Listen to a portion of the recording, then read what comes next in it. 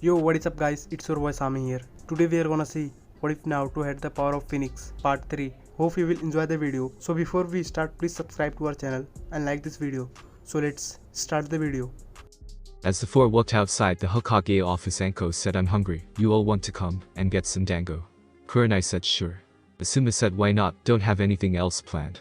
Kakashi said, "Sure. It's not like I need to get up early for anything." Anko nodded and started walking toward her favorite dango stand, Rig Tag. It only took them a few minutes to get to the stand, but the sight that created them was not what they expected. There was a sign that said under new management out front, but when they went inside they saw the old owner standing there working the register like always. Anko said to Leo, "What's up with the sign?" The old owner said, "Oh, that. I have been having money problems for a few years with the cost of shipping supplies in, and everything increasing so much that I was afraid I was going to have to close. About a year ago a guy came up and offered to help if he was allowed to be a partner. At first I told him no, but he kept talking and said the only thing he wanted to do was bring in a few new items and get new supply lines. I was under contract with my old ones and could not change them until recently, but now the new lines are coming in, and so we decided to announce the deal, even though he's been my partner for over a year now." Asuma said, "So what new items has he brought in?" Leo said, "Well, just mostly a few variations on dango, like some fruit and also some drinks. Nothing major because he did not want to change what my customers have liked for years. What surprised me was that he also helped the ramen stand down the road owned by that one guy and his daughter. The only thing he changed about them besides getting new ingredients is he wanted a few drinks that I don't carry. He said he did that to help our economy, and also he wanted to repay a debt of kindness. Hey, I'm not one to complain. So what would you have?" Anko said, "I will have the usual." Kurenai looked at the menu and said, "Give me one of those starfruit dangos, and I will also try the flame wine. I have not drunk any of that stuff in almost 5 years, as it's next to impossible to get." Kakashi said, "I will have a shrimp dango and some sake." Asuma said, "I will have the beef dango and some sake also." Leo nodded and said, "Have a seat, and I will bring it out to you shortly." The group did, and Asuma said that was unusual. Anko said, "What do you mean?" Asuma said, "Well, usually when someone goes into a partnership like that they usually want to change names, change the menu, add their own ideas to the company.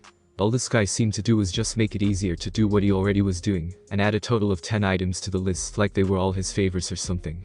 Seems like a lot of work to ensure that his favorite foods are available here if you ask me." The man in the booth behind them with his feet propped up on a chair said, "It is, but when I am in town, since I live alone I like to spoil myself every now and then." All of them were caught off guard, as not noticing the man sitting there or even felt him eavesdropping on their conversation. Anko, hating to be caught off guard, said, "It's not nice to eavesdrop on a conversation, buddy." The man who was sitting with a glass of wine, a bit of fruit in a bowl, and a book in his hand, dressed in a black pair of shorts and a white pullover t-shirt said, "I'm sorry for that, Anko. I didn't do it on purpose.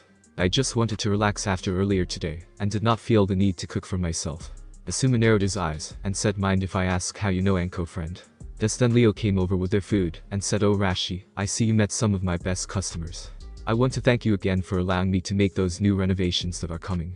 Arashi said, "No problem, Leo. Like I told you before, as part of the deal, you have $400,000 a year to use for whatever you want, as long as you make sure the fresh fruit and my wines are in whenever I feel the need to show up, and as long as you never turn away a customer because another customer does not like that one. I feel everyone should be treated fairly no matter who they are. As long as they can pay the price on the sign they are all equal, no matter if there's a king or a peasant or anything in the middle." Still not looking up from his book, Leo said, "Of course not. After helping me so much I would hate to do anything to upset my partner." Arashi said, "Is your son still planning on going to Rice Country next week?" Leo said, "Yeah. His friend from childhood quit writing almost 4 months ago, and he wanted to check on him." Arashi said, "Rice is having a sort of problem with missing ninjas right now. I know that he is stubborn and all, but I hope he will listen to my advice and hire some ninja. I told him I would gladly pay for it. He is a good author, and I would hate to see something happen to him." Leo said, "I will talk to him again. I trust your advice since you have been right before. Well, I got customers, enjoy your evening." And walked back to the counter. Arashi sighed, as he took a drink from his wine, and turned a page in his book, and still felt the other ninja keeping an eye on him. He said, "Relax, Asuma, even a genin knows better than to call out a total stranger's name like I did." Asuma said, "Then if you know better, why did you do it, and who are you to talk to so casually?" Each of the ninja had a weapon in case he was an enemy. Arashi said, "It never fails to surprise me when a ninja fails to look underneath, right?"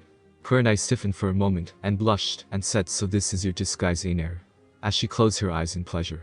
She was cut off suddenly by Rashi putting his finger to her neck and sending a small amount of chakra to her pleasure nerves.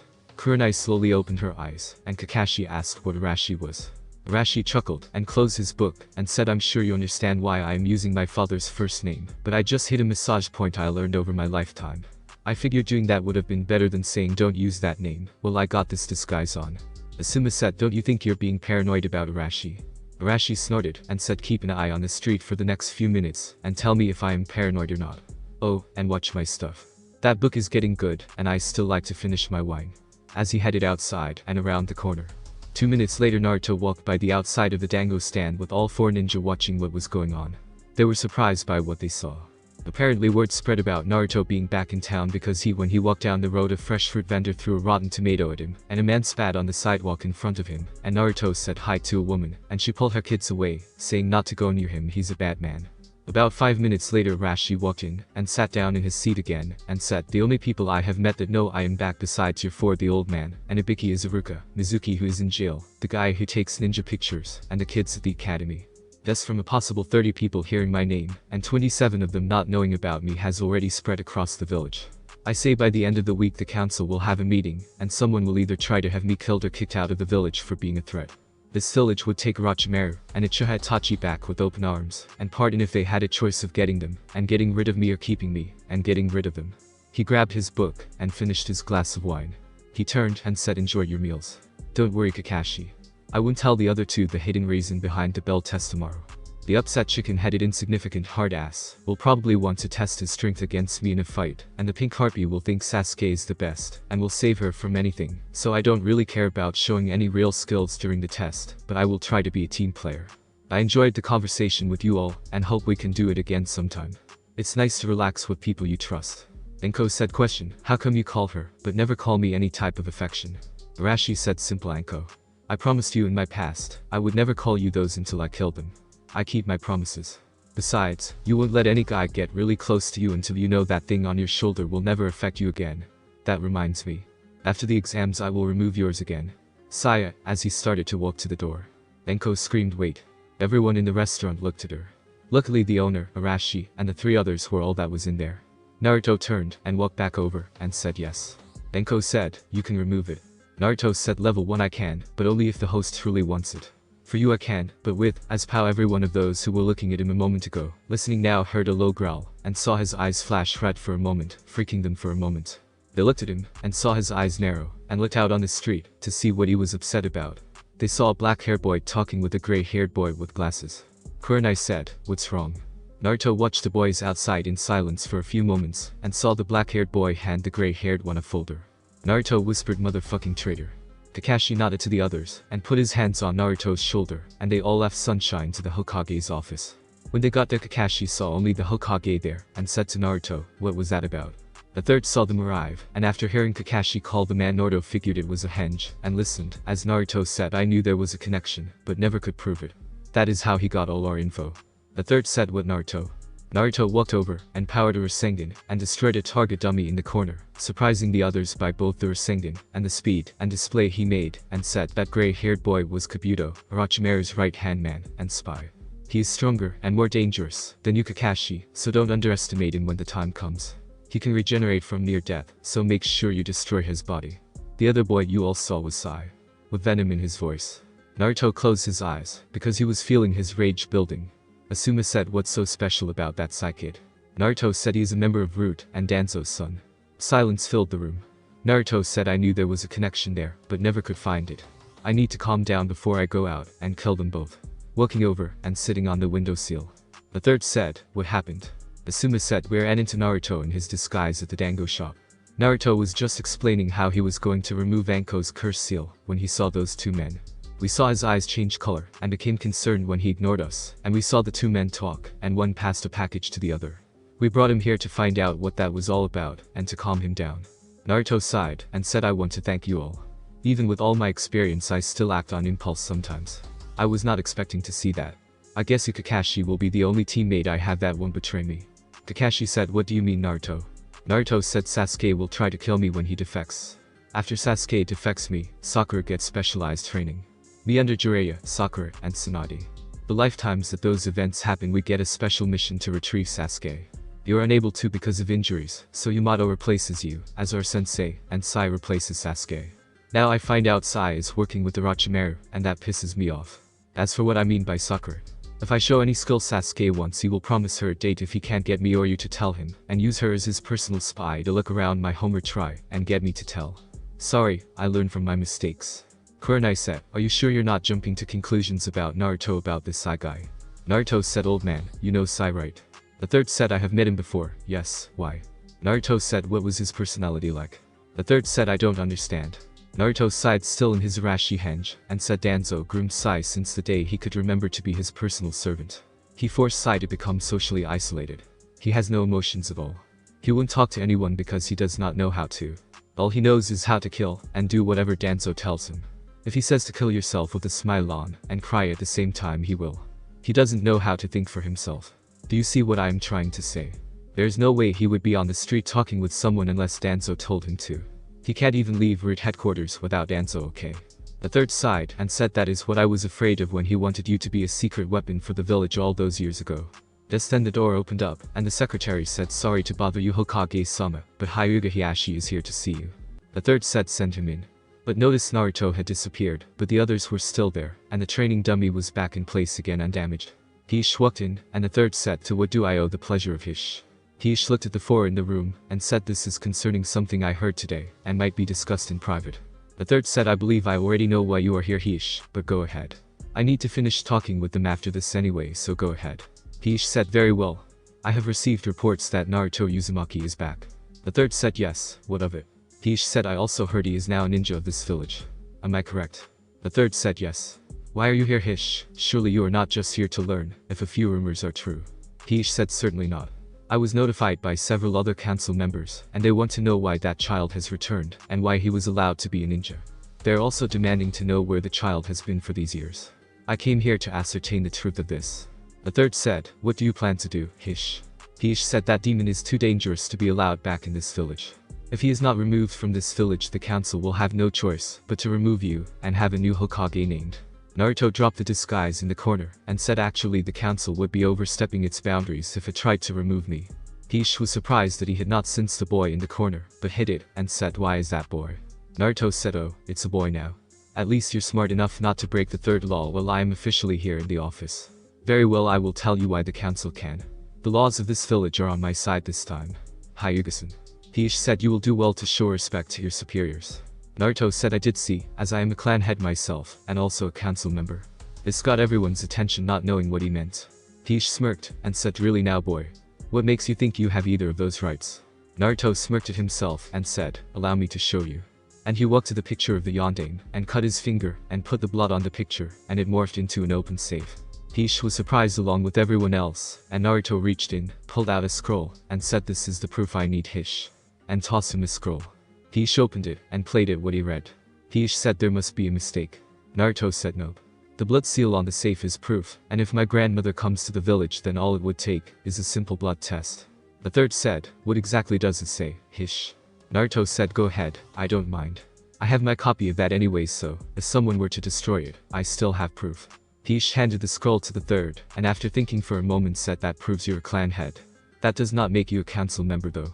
Naruto said, actually. You're right. I actually have 4 council seats. Hish narrowed his eyes, and said, what do you mean? Naruto said, I have my father's seat based on the laws of Konoha's charter, that state that all Kage's living or deceased closest living relatives are automatically given a seat on the council forever. Second, I have my family seat since my family was one of the original clans of Konoha like yours, so that is my second seat. My third seat is mine because of my grandfather's family, and because he is not here in the village, and I am the only blood relation of his family in the village, I have his seat. The third said, I know Tsunade is your grandmother, but who is your grandfather? Hish said, yes, I would also like to know that. Naruto said, Kakashi is reading his book right now. Everyone turned, and saw a copy of Icha Icha Paradise fall to the ground. Kakashi said, you hate me, don't you? Naruto smirked, and said, Eep. Not only do I own the publishing company for those books, but my grandfather writes them. Now Hish, before you have a heart attack, I think you should know one more thing before the council tries to get rid of me. Hish said, that is. Naruto said, do you know why I am able to not be insane after what this village has done to me because of the Kyuubi? Hish did not answer, and Naruto said, my bloodline. I have the bloodline to control demons just like the first Hokage. Now here is something the council better learn quickly, as it seems to forget the laws of our village charter. The third said, what do you mean Naruto? I am not sure what you're talking about now. Naruto said, as stated by the charter of this village. Any founding family member of Konoha that is from a founding clan has not only free travel to come and leave as they please, but also any structures or resources built on the lands that were divided among the original clans are always owned by those clans and cannot be taken away, given or sold by anyone. They will remain owners of those lands and any buildings or resources of those lands for as long as the village of Konoha stands and cannot be taken by the council, future Hokage, or any other person or persons of power. Hish said, what exactly are you getting at? Naruto said to Hokage-sama, can you bring out the map of the current village of Konoha while I grab something out of the safe? They nodded and grabbed the map, and Naruto walked back with an old scroll, opened it, and said, notice anything. As the scroll showed a map of the original Konoha. Asuma looked on and said, my god. As everyone looked. Hish said, that can't be right. Naruto said, when I first saw it myself I checked with the map in the archives, and they are identical. My family owns everything from the Hokage monument to the current south walls of the village. The Hyuga and Uchiha own everything from the academy to their compound. The third clan owns what they still own, as do the other clans. The reason my clan lands are like this is because we were the first to allow others besides clans to move in, and gave them homesteader rights. Even though the village has prospered, and everything, the law is the law. My family, as Seeing, as Tsunade, and myself are the last two of our clan own the entire village of Konoha, from the boundary of the academy, to the south wall north to the Hokage monument, which means that every building including the Hokage tower, hospital, stores, restaurants, and homes are mine. The council cannot get rid of me. Oh, and just one more thing, Hish. Look at my body with your bloodline. Hish did, and was surprised, and Seeing, as his coils were larger than anyone he had ever seen, and it was all blue chakra except a small amount of red, and said how. Naruto said, I have almost absorbed all of Kyuubi's power, as if it were my own. As far as the council should care, by the time I'm 16, it will be dead if not sooner. I'm sure you don't want to call me a demon again, do you, Hyuga? Especially with the power you can see is at my disposal to either defend this village, as I plan to like my family has, or if the village wishes to make me an enemy. Hish said, I have a lot to consider. Trying to figure out the best way to use this to his advantage. If what Naruto said is true, then he has Konoha by the balls. Naruto sighed and said, Hish, I may not like you, and you may not like me, but I have a proposition for you I think you might actually like. Hish said, what's that? Naruto said, how would you like to get rid of the cage seal on your family forever, while still being able to secure your bloodline? This got everyone's attention, and she said, what do you mean? Naruto said, nobody knows my true skills because I left the village to train. During that time I have become a seal master of sorts. In fact, my skills helped me speed up the process to kill Kyuubi. After I become one, I plan to go for my status right after my seal master certifications. I have designed a seal, after I heard the details of what happened with the cloud, and your brother. Hish narrowed his eyes, and Naruto said, I know the entire truth. Hish, and Nichi, and Hinata both feel lost in that deal. It's for them that I made a seal that would still seal the bloodline of death, but would make it where you could put it on everyone, and not on their foreheads, but over their hearts. If you would like, I can have Hinata bring them by sometime this coming week, and let you have your own experts look at them. I also can remove the cage seal if you want. The only real difference is the seal won't be able to torture a branch member like your current seal does. But if everyone has one, then you don't need a branch family, but that's your clan. I just thought I would try and make peace with your clan and mine. I plan to restore my clan, and I don't want my children to have to deal with any animosity if I can't help it. Hish said, before I decide on anything I would like to know how you know about the incident, and what exactly you know. Naruto said, while I was traveling I met a missing nin from a cloud. He told me about how he was supposed to meet the man you killed, and help bring Hinata back. He did not know I was from here at the time because I was in a missing mist. He told me about how they discovered the switch, but it was too late to object, and how he was supposed to be killed because of his failure. I killed him, and turned him in for the bounty Cloud had on him. Anyways, after that I went to Cloud, and turned in a bounty on the man, and while I was there I broke into the record office, and found out more info. Apparently they found out your brother took your place to save your life. I also found out that they had help from a Hyuga named Hiri, in getting the details of your family home. Hish narrowed his eyes, and said, do you have any proof of this? Naruto said, all I got is a mission scroll the Cloud Nin I killed had on him. He was supposed to destroy it, but used it as a bargaining chip to keep Iklet from sending hunters after him. It detailed when, and where to meet Hiri, and what he was supposed to deliver for the info. Everyone in the room was stunned at this, and Hiashi dropped his emotionless mask, and said, if you do have that I will make you a deal. Naruto said, give me about 5 minutes, and I will be back. And flamed away. Hish looked at the third, and said, did you know this? The third said no. Only thing I know for sure is that Naruto found out who his family is, and then said he was leaving to train. He is back now, but almost everything from the time he left to when he got back I know nothing about. I will tell you this. What he has told me is true. Just then a flame appeared, and Naruto had his scroll, and looked at Kakashi, and said Sharingan can copy it. I mix my wind affinity with the demon chakra to cause the effect. He then walked over to Heish and handed the scroll and said, "Here you are." Heish opened it and began to read it and said, "I can't believe he would do that." Naruto said, "I believe it.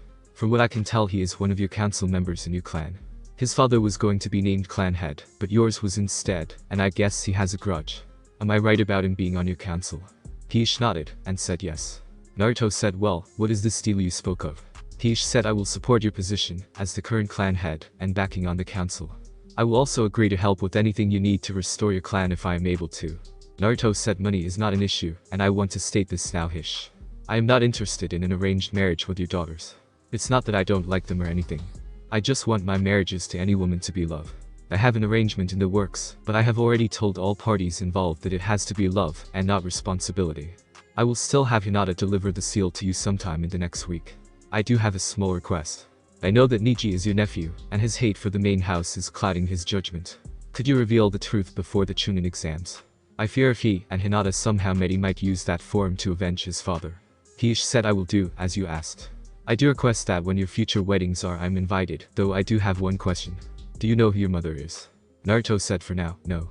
I am hoping to meet and convince Tsunade to return to Konoha, and if she does, I will try to talk her into doing a blood test on all records in Konoha archives, to see if she can tell me who it is, since she does not know about me yet." Heish said, "What do you mean?" Naruto said, "When Tsunade had my father, the village was at war. She hid him in the orphanage to protect him from her enemies. My father did not know about her being his mother until he became Hokage, and performed the same request I am going to ask of Tsunade.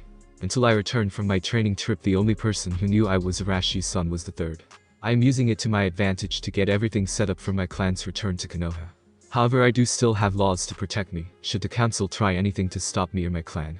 Heish said, "If I may ask, how do you know the laws of this village so well?" Naruto said, "I have an almost photographic memory, and can read the entire Konoha library in one day with what I know. I used that with permission from one of the Fire Lords who had copies of all laws of Konoha and its charters." Heish said, "I see." Naruto said, "Well, Heish, it is getting late, and I know you have a lot to think about, but I would like for you to keep what you heard here a secret until I make it public. I don't want to cause a riot, as I am considered a demon of the village instead of the hero my father wanted. Have a good evening, everyone," and flamed away. Heish turned and saw the third looking at him, and the third said, "Now Heish, I would like to remind you about my law. Don't let me catch you calling him a demon again, or I will take action." Heish nodded and said, "Kazama-sen said he had an arrangement in the works. Might I inquire as to what it is?" The third said, "I am not at liberty to say at this time. I can tell you it will either be finalized or cancelled by the time of the finals of the Chunin exams." Heish nodded and said, "We really messed up, didn't we?" The third said, "I may not know his exact skills, Heish, but I can tell you this. He is stronger than his father." Heish paled and said, "I see. Perhaps I should do everything I can to help him and his clan.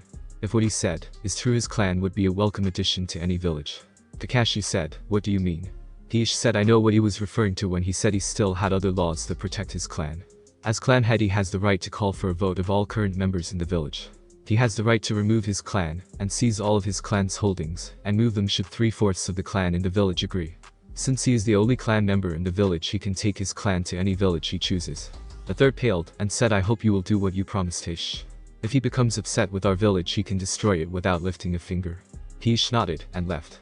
They looked at each other, and Anko said Gaki was right again. The third said, "What?" Kurenai said, "Earlier when we told him he was being paranoid hanging in public, he showed us he was not by walking down the street as himself and saw the villagers being cruel.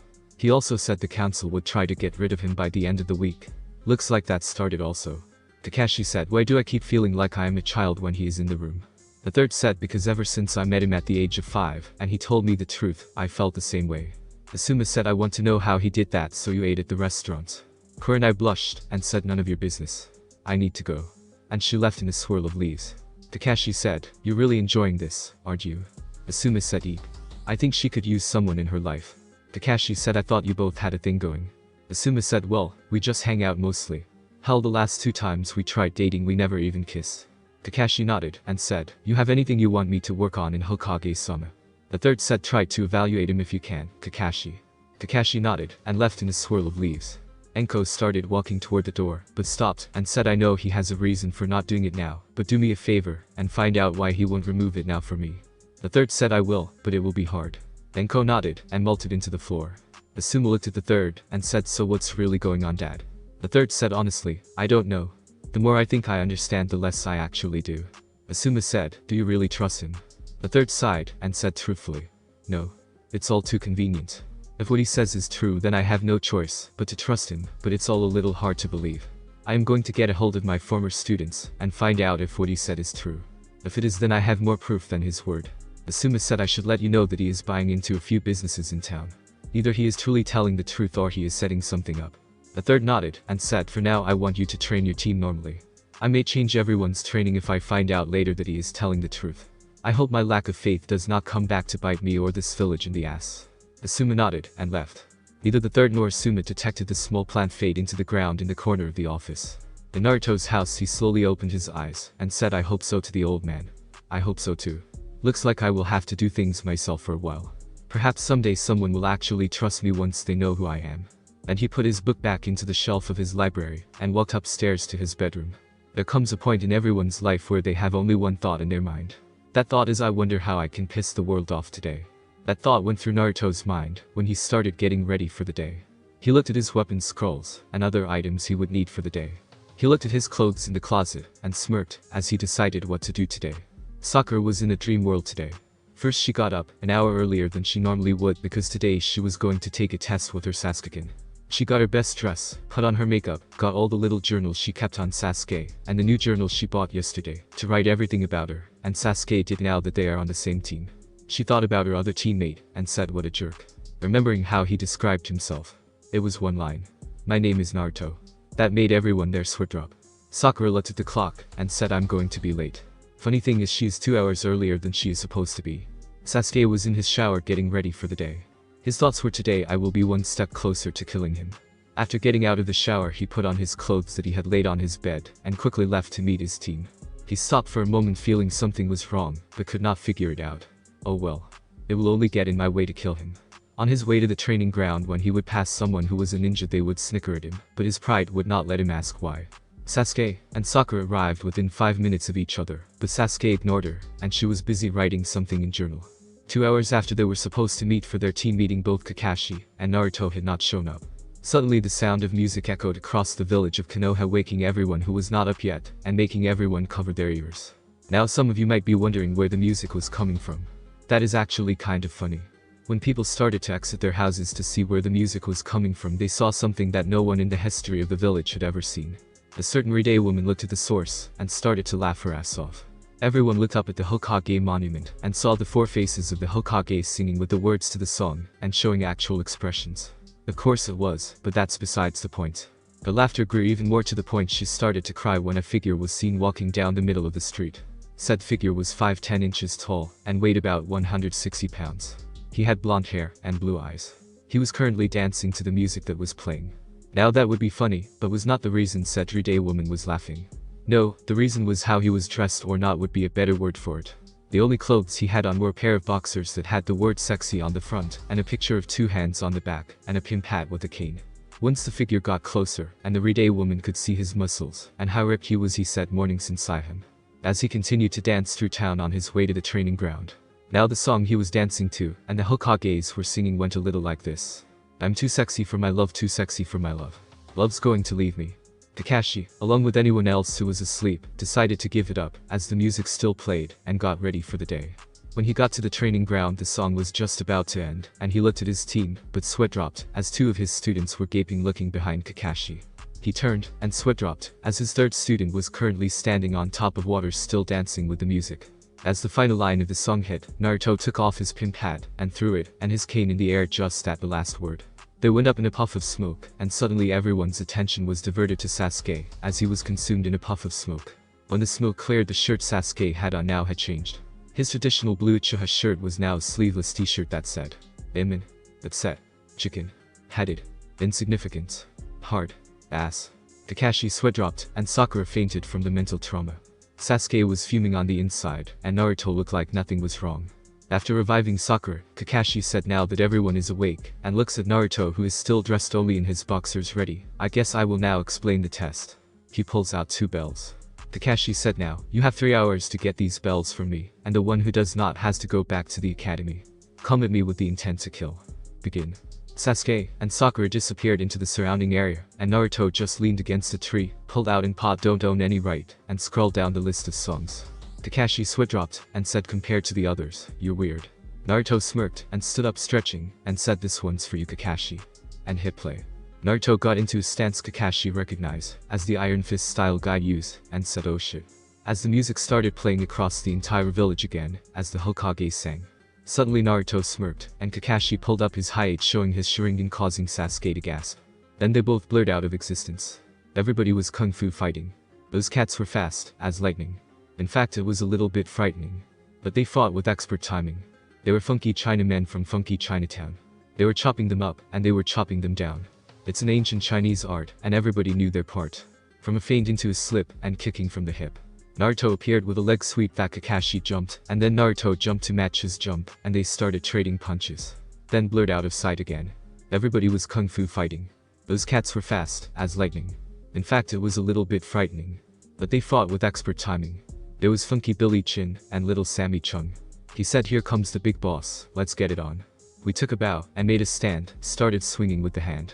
The sudden motion made me skip, now we're into a brand new trip. Then they both appeared panting a little. Naruto changed stances to one Kakashi did not know and then charged Kakashi slow, but at the last second speeded up incredibly and kicked Kakashi one of the ground, then he received a punch into the gut. Sending him double over only to receive 2 more punches being lifted at least a foot higher each time. And then a kick to the side of the head and they both blurred out of existence. Everybody was kung fu fighting. Those cats were fast as lightning. In fact it was a little bit frightening. But they did it with expert timing. Repeat, make sure you have expert timing. Kung fu fighting had to be fast as lightning. Finally, as the song ends, Kakashi and Naruto both appear and Naruto turns to see Sasuke and Sakura standing there gaping and says, look in your pockets.